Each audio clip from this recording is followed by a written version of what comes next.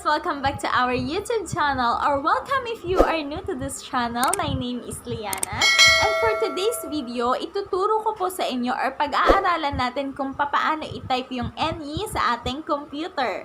So, napakadali lang po i-type yung NE. Meron tayong ilang ways na gagamitin para ma-type yon. So, proceed na tayo sa ating tutorial. Punta na tayo sa ating laptop. Let's go! Meron po tayong tatlong paraan para i-type yung NE sa ating computer or laptop. Open lang po muna tayo ng Word document. Sa unang way po, it's sa ating keyboard, Alt 165. Malaking NE po yan, yung big letter. Then, para naman sa small letter, Alt 164. Type po ulit natin, Alt 165 para sa big letter. Yan. Then, Alt 164, small letter. Yan, okay?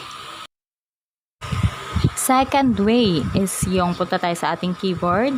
Click yung Control, Shift, tilde, then yung letter N.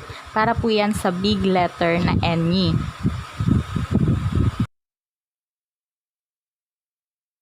Para naman po sa small letter na NE, Control, Shift, tilde, then release po natin yung Shift, alisin natin sa Shift, then click natin yung N. Ganun lang po siya kadali. Kailangan lang natin ng medyo mahabang daliri dito sa second step para maklik natin yung Control, Shift, tilde, then yung letter N. Tandaan po na sa maliit na letter NE, kailangan po natin i-release yung Shift bago natin ipindutin yung letter N. Okay? Pangatlong paraan, ito po yung pinakamadali sa lahat kasi tayo yung mag-a-assign ng ating shortcut key para sa NE. Punta lang po tayo sa Insert, then click natin yung symbol, then click natin yung More Symbol. Again, Insert, Symbol, More Symbol, then hanapin natin yung NE na malaki.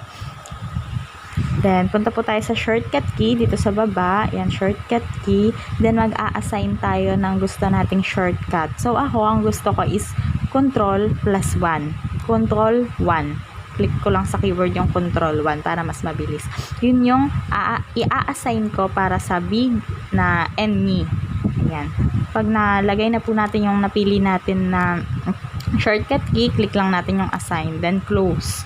Okay. Try natin. Control 1. Ayan. Meron na ako malaking NE. Control 1. Para naman mag-a-assign naman tayo sa small NE, doon lang po ulit sa Insert, then Symbol. Hanapin naman natin yung maliit na NE. Pag nakita na natin yung maliit na NE, click lang natin, then shortcut key, ganun lang po ulit. Ang i-assign ko naman dito is Control 2. So, yan. I-assign naman natin yung Control at number 2, assign. Yan.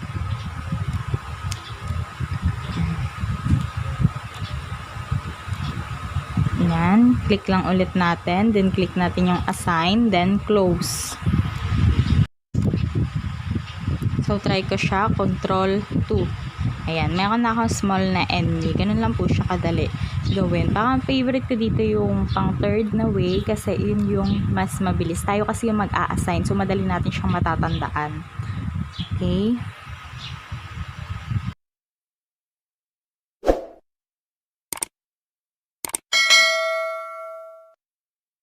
So, ayun. Thank you so much for taking time to watch this video. Sana po nagustuhan ninyo or nakatulong sa inyo yung video na to. So, kung meron po kayong natutunan sa akin, please give my video a thumbs up or click nyo po yung subscribe na button sa ibaba. Sa tabi po ng subscribe button, meron po dyan notification bell or bell. Tap nyo po yung bell na yan para notified kayo sa next video upload ko. Maraming salamat po sa pagsama sa akin. Hope to see you again next time. Thank you!